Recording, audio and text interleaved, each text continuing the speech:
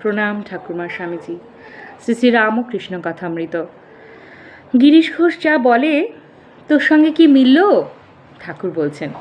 নরেন্দ্র: আমি কিছু বলি নাই, তিনিই বলেন তার অবতার বলে বিশ্বাস, আমি আর কিছু বললুম না। শ্রীরামকৃষ্ণ: কিন্তু খুব বিশ্বাস, দেখেছিস? ভক্তেরা একদৃষ্টে দেখিতেছেন। ঠাকুর নিচেই মাদ্দুরের উপর বসিয়া আছেন, কাছে মাস্টার, সম্মুখে নরেন্দ্র, চতুর্দিকে ভক্তগণ। ঠাকুর একটু চুপ করিয়া নরেন্দ্রকে সস্নেহে দেখিতেছেন। কিয়ৎক্ষণ পরে নরেন্দ্রকে বলিলেন, বাবা, কামিনী কাঞ্চন ত্যাগ না হলে হবে না। বলিতে বলিতে ভাবপূর্ণ হইয়া উঠিলেন। সেই করুণামাখা সস্নেহ দৃষ্টি তাহার সঙ্গে ভাবনমত্ত হইয়া গান ধরিলেন।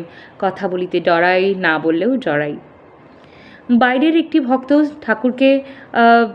ঠাকুরকে দর্শন করিতে আসিয়াছেন। তিনিও কাছে বসিয়া সমস্ত দেখিতেছেন ও শুনিতেছেন। ভক্ত: মহাশয়, কামিনী কাঞ্চন যদি ত্যাগ করতে হবে, তবে গৃহস্থ কি করবে? শ্রীরামকৃষ্ণ: তা তুমি করো না, আমাদের অমনি একটা কথা হয়ে গেল। মহিমাচরণ চুপ করিয়া বসিয়া আছেন, মুখে কথাটি নাই। শ্রীরামকৃষ্ণ: এগিয়ে পড়ো, আরও এগিয়ে যাও, চন্দন কাঠ পাবে। আরও আগে যাও, রূপার খনি পাবে। আরও এগিয়ে যাও, সোনার খনি পাবে। আরও এগিয়ে যাও, হিরে মানিক পাবে। আরও এগিয়ে পড়ো। মহিমা: আগে টেনে রাখে যে, এগুতে দেয় না। শ্রীরামকৃষ্ণ সহাস্যে: কেন? লাগাম কাটো, তার নামের গুণে কাটো, কালী নামেতে কাল পাশ কাটে।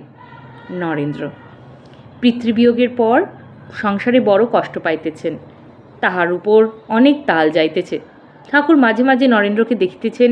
ঠাকুর বলিতেছেন, তুই কি চিকিৎসক হয়েছিস? শতমারি ভবৈদ্য, সহস্রমারি চিকিৎসক।